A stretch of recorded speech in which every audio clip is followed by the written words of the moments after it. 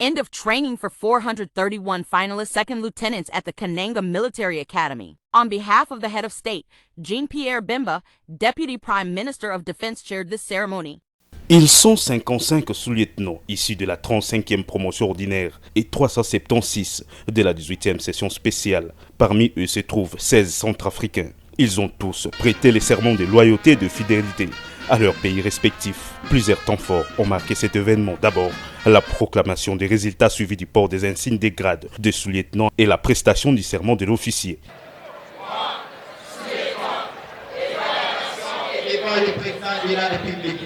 Au commandant suprême des forces armées, je jure fidélité à la République démocratique du Congo, obéissance à la Constitution et aux lois de la République, de défendre la patrie avec honneur, dignité et discipline jusqu'au sacrifice suprême. Je prends acte de votre prestation de serment en qualité d'officier des forces armées de la République démocratique du Congo.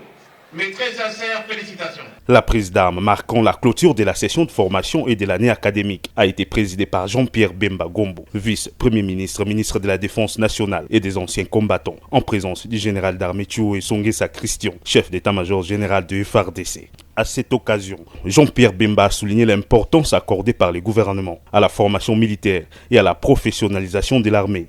Il les a exhortés à contribuer efficacement à la pacification du pays confronté aux nombreux défis.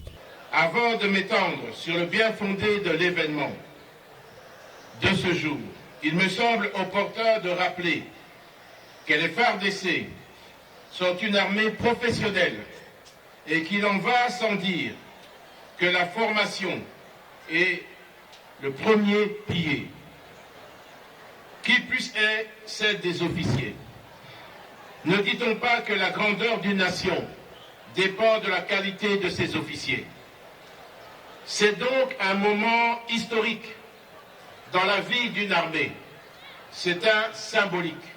La 35e promotion ordinaire et la 18e session spéciale terminent leur formation au moment où la République et son armée sont confrontés à un défi majeur d'insécurité à relever. Oui, le pays fait face à un conflit armé de haute intensité. Contribuer à sa pacification, tel est le défi qui vous attend. Tel est le défi qui nous attend tous. De son côté, le chef d'état-major général de FARDC a appelé les nouveaux officiers au respect des valeurs, de l'éthique et de la déontologie militaire pour le général Thioué. Cette formation met en évidence la vision du commandant suprême et les efforts du gouvernement pour le renouveau et la montée en puissance des forces armées.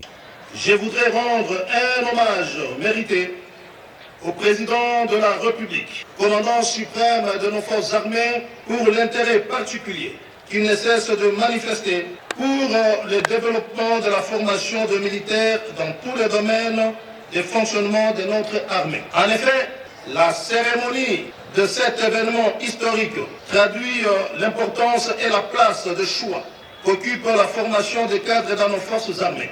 Elle met en évidence la vision politique de son Excellence, Monsieur le Président de la République, qui élève au rang de priorité la formation des futurs cadres et la culture de l'excellence dans les écoles militaires respectives.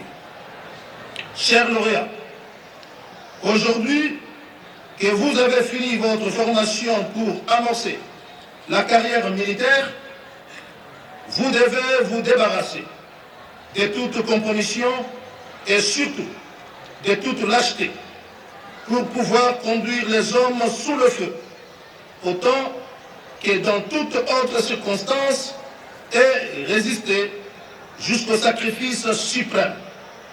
C'est seulement à cette condition vous construirez un leadership efficace et durable dans la carrière qui sera la vôtre soupe à travers le territoire national. Après la remise des cadeaux aux lauréats qui se sont distingués, la prise d'armes s'est terminée par les défilés traditionnels des heureux finalistes.